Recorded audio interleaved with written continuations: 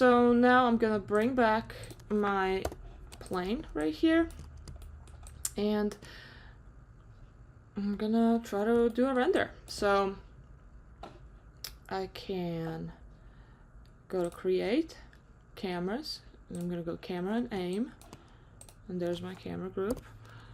I'm gonna push it out a little. I'm gonna select the aim, and I'm gonna aim it at our head, as always, right?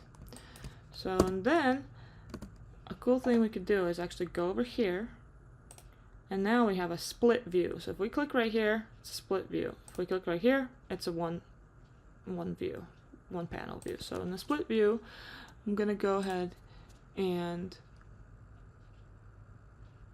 in the panels show camera 1, and then click right here to see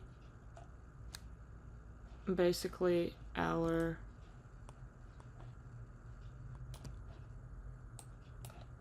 render area. There it is, our render area.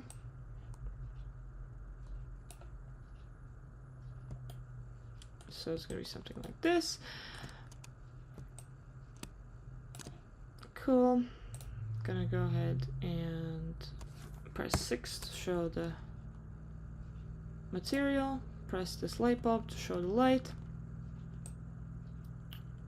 And now we can see it. So one thing that I can do totally with this camera is I can change focal length, I can change angle of view, a lot of things, right? So I'm gonna go ahead and change my focal length to 50. So that's gonna make it look closer. It's more compressed this way. Render settings, common settings. I can change my camera settings here as well. So I'm gonna do HD 1080, but I'm gonna do 1080 by 1080. So it's going to be a square, right? So let's see. Look at that. That's a square now. So if I move the camera towards here, I like it better like this, because, you know, why render all of the image if I can just render a square? So that's pretty good. And I can maybe up my resolution to 300 pixels per inch. That's a lot, but you know, it's basically, if I were to print this, I could up the resolution and create nice results. So now if I go to Arnold and render, and I say camera 1, it's gonna render for me. So I can kind of preview what it's gonna look like. It looks kind of creepy without the eyes. You can definitely kind of texture the eyes and put them back in and stuff and render if you want to, but it's not required for this assignment. So we can see how, you know, it kind of looks pretty good, I would say. We can play around with exposure a little more. We could totally play around with different lights and stuff. So yeah, I would say it looks pretty good. I mean, this quality isn't the best, right? Because it's very, very grainy. So we can definitely go ahead in Arnold Renderer, and SSS here is subsurface scattering. So if you increase these samples, it's going to kind of do better subsurface scattering. So I'm going to go ahead and increase this by 1. The camera AA, I'm going to increase to 4. Transmission, I'm going to increase. Diffuse, I'm going to increase. So let's see. Let's see what we get from these settings. It's looking a little better. So now we can see where it's rendering, actually, rendering out. Oh, looking a little better. Maybe I'm going to increase something else. If I wanted to do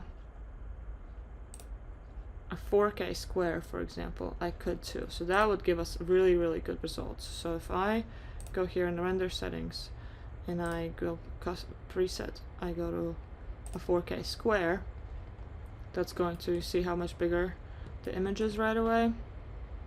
So that's going to render a square in 4K with these higher samples. So my computer now is kind of starting to actually work and render. So let's see how this looks. after it's rendered.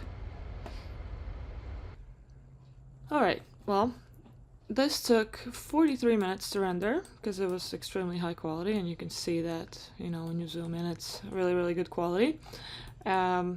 So yeah, just so you guys know, if it takes a long time to render, that's okay. Just make sure you do a couple test renders in a lower quality so that you know that your end result is exactly what you need. So for example, right now, I could add a couple more lights or something, or make it a little bit brighter maybe. So in that case, I would have to wait 40 more minutes to do that same thing. So final renders, make them really good quality. The renders before those, make them okay quality just to see the lighting and stuff. So the way to save this is File, Save Image, and then I'm going to save it in here. I'm going to say 4K square. And I'm going to save. So something I want to show you is the difference between rendering with subsurface scattering and without subsurface scattering.